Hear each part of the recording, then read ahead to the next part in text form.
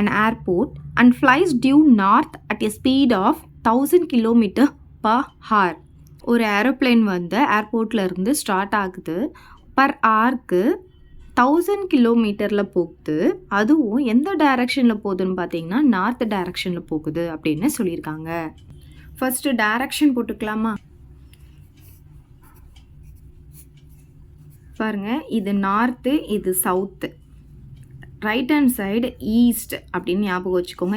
இழிச்சிட்டே சாப்பிடுவோம் அப்படின்னு ஞாபகம் வச்சுக்கோங்க. ரைட் ஹேண்டில் தானே நம்ம சாப்பிடுவோம், ஸோ இழிச்சிட்டே சாப்பிடுவோம் அப்படின்னு ஞாபகம் வச்சுக்கோங்க. ஈஸ்ட்டு. இங்கே பார்த்தீங்கன்னா வெஸ்ட்டு. இப்போது நம்ம ஸ்டார்டிங் பாயிண்ட் இங்கே இருக்குதுன்னு அப்படின்னு வச்சுக்கலாம். இப்போ அவங்க என்ன சொல்லியிருக்காங்கன்னா நார்த் டைரக்ஷனில் வந்து போகுது அப்படின்னு சொல்லியிருக்காங்க. அப்போ டாப்பில் நம்ம போட போகிறோம்.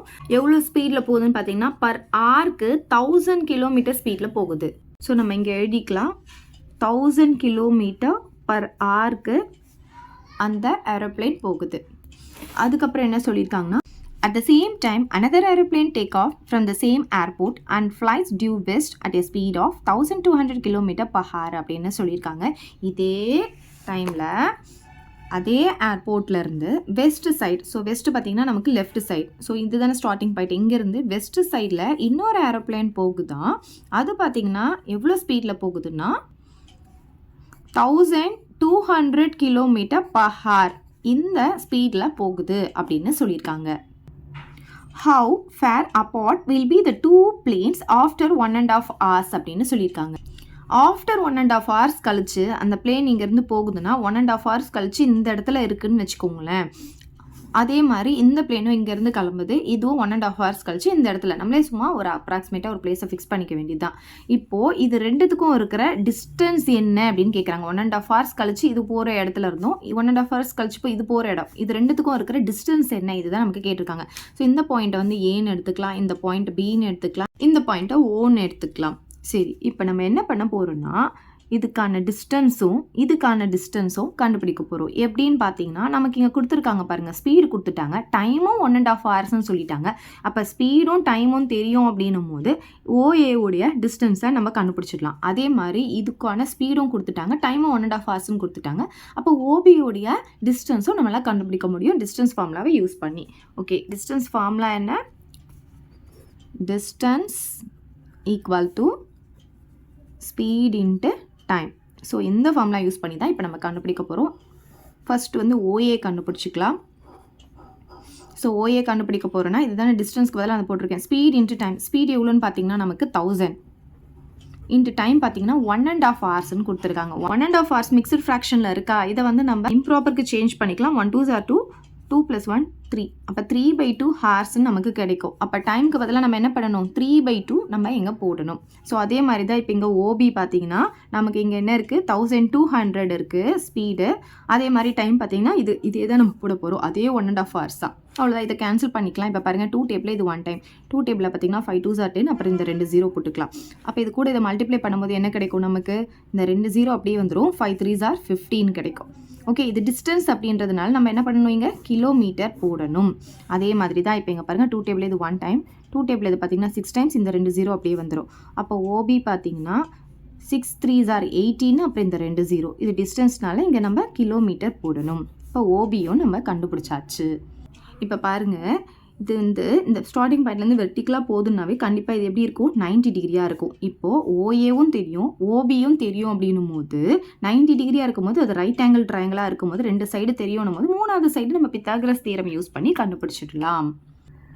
இன் ட்ரையாங்கிள் ஓஏபி அப்படின்னு எடுத்துக்கலாம். இன் ட்ரையாங்கிள் ஓஏபியில் வந்து பை பித்தாகரஸ் தியரம்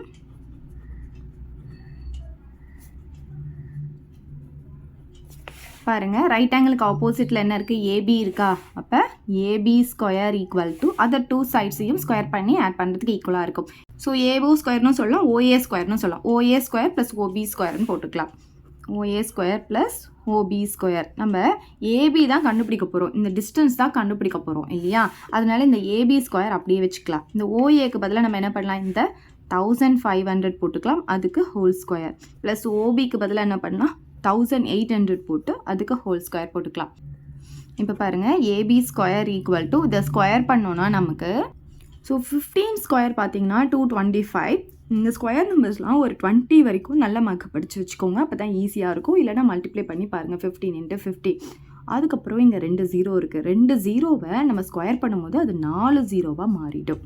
ப்ளஸ் அதே மாதிரி 18 ஸ்கொயர் பண்ணால் 324 வரும். மல்டிப்ளை பண்ணி பாருங்கள். அப்புறம் இந்த 2 0 ஸ்கொயர் பண்ணும்போது நமக்கு என்ன கிடைக்கும்னா 4 0வாக மாறிடும். இப்போ இங்கே 4 zeros இருக்கிறதுனால இந்த 4 zeros நான் அப்படியே போட்டேன். இந்த 3 டிஜிட்டையும் இந்த 3 டிஜிட்டையும் நம்ம ஆட் பண்ணிக்கலாம். ஆட் பண்ணால் 5 + 4 9 வரும். இங்கே 4 இங்கே 5. அப்போ என்ன கிடைக்குது? 549 கிடைக்குது. சரி, இப்போது இது வந்து ஏபி ஸ்கொயர். நமக்கு என்ன வேணும்? ஏபி தானே வேணும். அப்போ இந்த ஸ்கொயர் இந்த பக்கம் வரும்போது என்ன ஆகும்? ஸ்கொயர் ரூட்டாக நமக்கு வந்துடும். இப்போது ஸ்கொயர் ரூட்லேருந்து இந்த 4 zeros வெளியே வரும்போது நமக்கு 2 zeros முன்னாடி ஒரு 1 போட்டுட்டு அப்புறம் 2 0வாக வெளியே வந்துடும். அப்போ என்ன பண்ணலாம்? இங்கே 100 நம்ம வெளியே எடுத்துடுறோம் ஸ்கொயர் ரூட்லேருந்து வெளியே எடுக்கும் போது. அப்போ ஸ்கொயர் ரூட்குள்ளே என்ன இருக்கும்? நமக்கு 549 மட்டும் இருக்கும். இப்போ இந்த 549 ஸ்கொயர் ரூட்லேருந்து நம்ம வெளியே எடுக்கணும். அதுக்கு ப்ரைம் ஃபேக்டரைசேஷன் நம்ம யூஸ் பண்ணிக்கலாம். 549 நான் வந்து 3 டேபிள் போடுறேன். 3 டேபிள் பார்த்திங்கன்னா 1 3s 3 பேலன்ஸ் 2 இருக்குமா? 8 3s 24 வரும். 3 3s 9 வந்துடும். திரும்பியும் 3 டேபிள் போடுறேன். 6 3s 18, 1 3s 3. 61 வந்து ஒரு ப்ரைம் நம்பர். இது எந்த டேபிளையும் வராது. 1 டேபிளையும் 61 டேபிள் மட்டும்தான் வரும். அதனால் அப்படியே ஸ்டாப் பண்ணிக்கலாம். இப்போ பாருங்கள், இங்கே 2 3 வந்திருக்கு நமக்கு. இந்த 100 நான் அப்படியே போட்டுட்டேன். இப்போ ஸ்கொயர் ரூட்குள்ளே என்ன இருக்கும்? 3 × 3 × 61 வரும். இங்கே வந்திருக்கிறது எல்லாத்தையும் நம்ம அப்படியே எழுதிப்போம். இப்போது இந்த 100 அப்படியே இருக்கட்டும். ஸ்கொயர் ரூட்குள்ளே 2 சேம் நம்பர் இருந்தால் ஸ்கொயர் ரூட்லேருந்து வெளியே எடுக்கும் போது ஒரு நம்பரை மட்டும் அது வெளியே வந்துடும். அப்போ ஒரு 3 வந்துடும். இந்த 61 நம்ம வெளியே எடுக்க முடியாது. அதனால இந்த 61 அப்படியே இருக்கும். 100 × 3 பார்த்திங்கன்னா 300.